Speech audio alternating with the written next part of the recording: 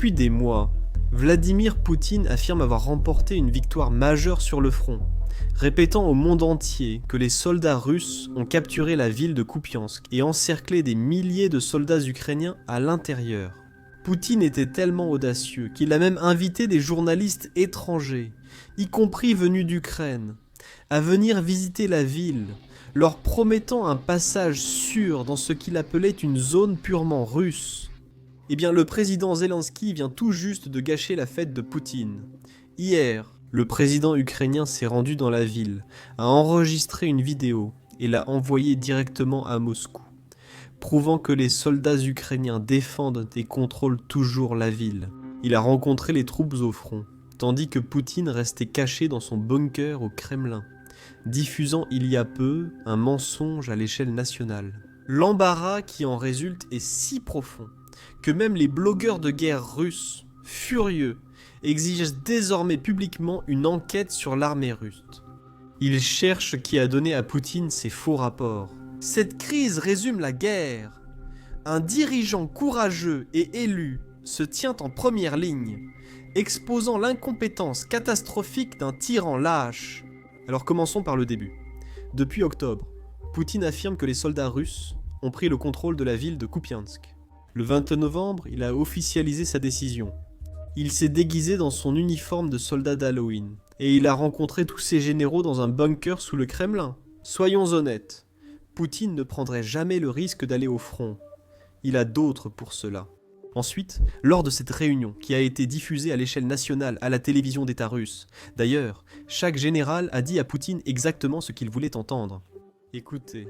Les unités du groupe de l'Ouest ont libéré la ville de Kupiansk. Donc tout le monde a complètement terminé. Exactement. La ville est sous notre contrôle. C'est ainsi que ça fonctionne.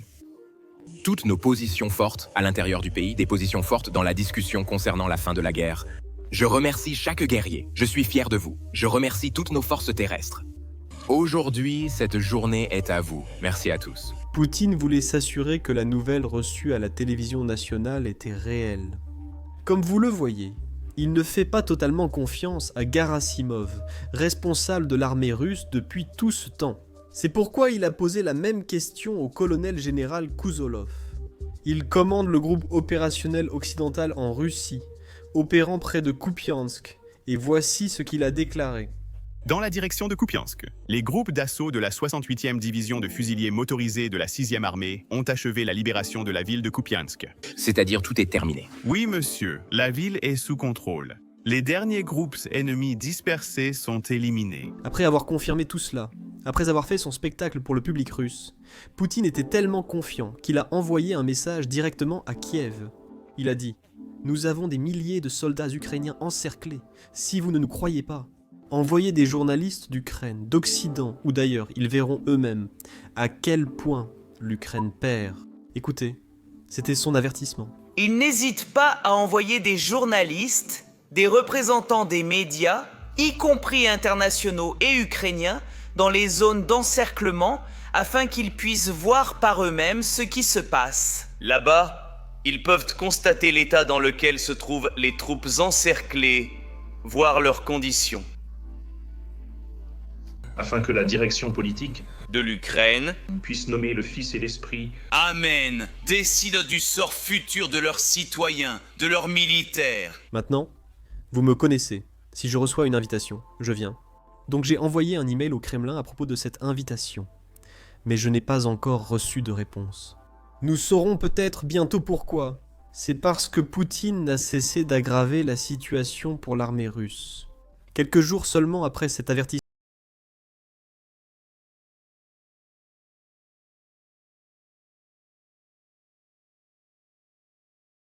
ce que nous avons fait à Kupiansk, partout en Ukraine.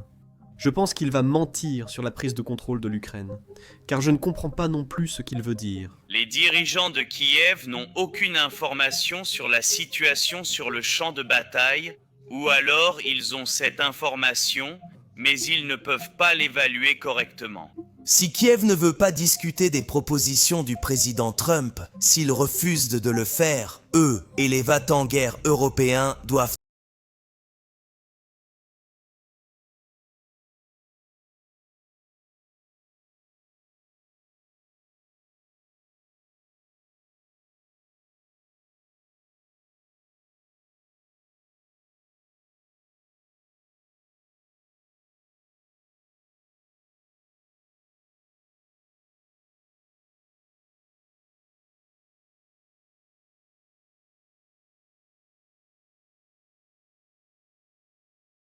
S'il contrôlait vraiment Kupiansk, il devrait aller dans la ville et voir ce que son armée conquiert. Je suppose qu'il ne voulait pas aller dans cette ville, car il savait qu'elle n'était pas sous contrôle russe. Regardez le message que le président Zelensky a publié hier, et faites attention à l'endroit d'où il envoie ce message. Je vous souhaite une bonne santé. Je suis aujourd'hui à Kupiansk avec nos soldats en mission pour l'Ukraine. Les Russes évoquent sans cesse Kupiansk. La réalité est évidente. J'ai visité nos troupes et les ai félicitées. Je remercie toutes les unités et ceux qui combattent et détruisent l'occupant. Obtenir des résultats sur la ligne de front est essentiel pour que l'Ukraine progresse en diplomatie. C'est ainsi que cela fonctionne. Toutes nos positions fortes à l'intérieur du pays se traduisent par des positions fortes lors des négociations pour mettre fin à la guerre. Merci à chacun de nos combattants. Je suis fier de vous et remercie nos forces terrestres. Aujourd'hui est votre journée. Merci, gloire à l'Ukraine. Gloire à l'Ukraine. Je suppose que c'est assez logique que Poutine ne réponde pas à mon email. Je suppose que l'offre qu'il avait faite concernant la visite des journalistes à Kupiansk, cette offre n'est plus d'actualité. J'ai raté ma chance. La prochaine fois, peut-être que je devrais agir comme un vrai journaliste et simplement croire ce que Poutine dit sans rien vérifier. Poutine ne s'est pas trompé sur les troupes ukrainiennes. Ils sont toujours dans la ville. Le seul problème, c'est qu'ils ne semblent pas être encerclés. Regardez. Gloire à l'Ukraine. Gloire à l'Ukraine, gloire aux héros. Chers guerriers, chers Ukrainiens, à tous ceux qui servent dans nos forces terrestres, tout d'abord, je vous félicite tous pour votre journée, la journée des forces terrestres. C'est le fondement de notre armée, l'élément le plus nombreux des forces armées d'Ukraine. Et beaucoup de choses dépendent précisément de vous, de vos frères d'armes, de toutes les unités de nos forces terrestres d'Ukraine. Les guerriers ukrainiens ont de quoi être fiers. Et maintenant, alors que nous repoussons l'ennemi, que nous tenons tête à la Russie. Et depuis les premiers jours de cette invasion, lorsque la guerre était plus mobile, le temps change, le caractère de la guerre change, les armes changent. Mais notre tâche reste inchangée. Défendre l'État, défendre l'indépendance de l'Ukraine et garantir une véritable sécurité à nos Ukrainiens, à nos enfants ukrainiens et à tout notre peuple. Je suis convaincu que nous accomplirons cette tâche. Aujourd'hui, nous sommes ici dans la région de Kharkiv. J'ai rendu visite aux gars à Kupiansk. Les Russes se sont vantés pendant longtemps d'avoir capturé notre Kupiansk. Depuis longtemps déjà, les Russes disent au monde entier que l'Ukraine serait soi-disant faible. Ils mentent à tout le monde. Absolument. Vous êtes forts. L'Ukraine est forte. Elle défend ses positions. Et plus notre défense est solide sur la ligne de front, plus nos positions seront fortes. J'en ai parlé plus d'une fois, et je le répète, nos positions lors des négociations ne seront fortes que si notre armée est forte. L'Ukraine fait tout pour mettre fin à la guerre avec dignité, pour y mettre fin dans le respect de l'Ukraine. Respect pour vous, pour tout notre État, pour chacun de nos soldats, pour chacun de nos héros qui ont donné leur vie en défendant notre pays. Ukraine. Notre mémoire des héros ukrainiens est aussi l'un des fondements de nos positions de négociation. Ceci est encore un rappel pour tous que la réalité sur le terrain parle plus fort que toute propagande russe. Et n'ignorons pas la contradiction dans toute cette histoire qui résume en quelque sorte toute la guerre. Poutine, à Moscou, affirme que ses armées contrôlent une ville visitée personnellement par le président ukrainien. Il s'y rend, serre la main des soldats en première ligne, échange avec eux, les écoute et les encourage à défendre leur pays. C'est aussi simple que cela. Il y a des tyrans lâches, et il y a des dirigeants élus courageux, et il est bon de connaître la différence. Et en plus de ça, petite parenthèse ici. Si quelqu'un regarde encore, qui veut que la Russie gagne? Je suppose qu'il va bientôt y avoir des postes vacants dans l'armée russe. Si vous voulez vivre en Russie, partez maintenant. Comme vous pouvez l'imaginer, les médias russes s'emballent totalement à ce sujet. En Russie, la règle numéro 1 est de ne jamais blâmer le tsar, alors ils accusent en hurlant toujours l'entourage de Poutine. Un blogueur militaire russe exige des enquêtes sur les récentes affirmations de la prise de Kupiansk, estimant que Poutine a été trompé par de faux rapports du front. Comme vous le savez, je vais admettre quelque chose. Mon petit plaisir coupable, c'est de lire les tweets de ces blogueurs russes, quand ils sont vraiment en colère contre leur propre gouvernement qui leur ment. Donc, j'en ai rassemblé quelques-uns ici et parcourons-les ensemble. Un blogueur russe dit « Tromper ses supérieurs reste l'un de nos passe-temps nationaux favoris. Il y a seulement 2 semaines, le chef d'état-major général Gorissimov a sérieusement rapporté au président de la Fédération de Russie que Kupiansk avait été prise et entièrement nettoyée. Mais aujourd'hui, il s'avère soudainement qu'il lui a encore menti. Et à la télévision nationale, d'ailleurs, quelle petite surprise. Qui aurait pu deviner ? Et tout cela à cause du président périmé de l'ancienne Ukraine, qui a tranquillement et librement filmé un selfie dans cette même ville, juste à côté du panneau d'entrée. On ne peut même pas dire que ce sont de vieilles images de la campagne d'été, il n'y a pas de feuillage vert.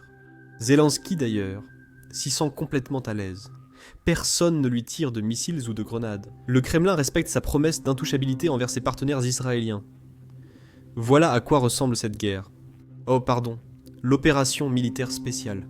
J'ignore désormais le rôle de ce partenaire israélien. Peut-être que je dois creuser profondément dans les théories du complot qui circulent en Russie. Et pour continuer, nous avons un autre message d'un autre blogueur de guerre. Et il dit « Recommencer la même erreur ». En écrivant sur la libération de Kupiansk, nous avons prudemment remis en cause certaines affirmations sur la situation locale. Parce que nous avions anticipé exactement le scénario que l'ennemi a maintenant mis en œuvre.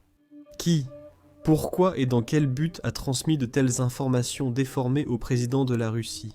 Les informations ayant motivé l'annonce de la libération de Kupiansk restent incertaines, comme nous le craignons en décrivant la situation. Sur la deuxième et dernière ligne défensive potentiellement crédible, l'ennemi a pleinement profité du cadeau offert par les auteurs de ces rapports optimistes qui sont parvenus jusqu'au sommet. Et les médias pro-ukrainiens ont maintenant eu l'occasion parfaite de se moquer ouvertement de l'invitation adressée aux journalistes étrangers à venir à Kupiansk.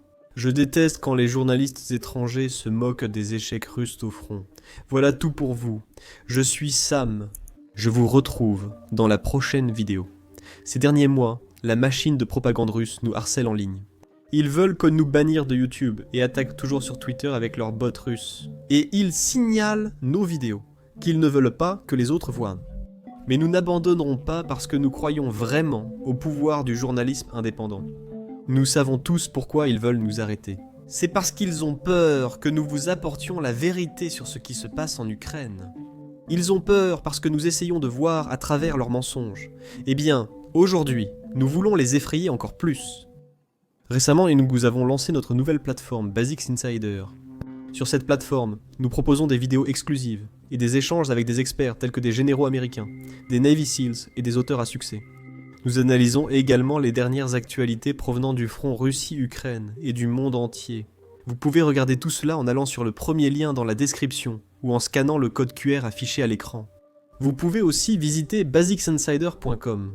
Votre soutien est très précieux pour toute l'équipe de Business Basics.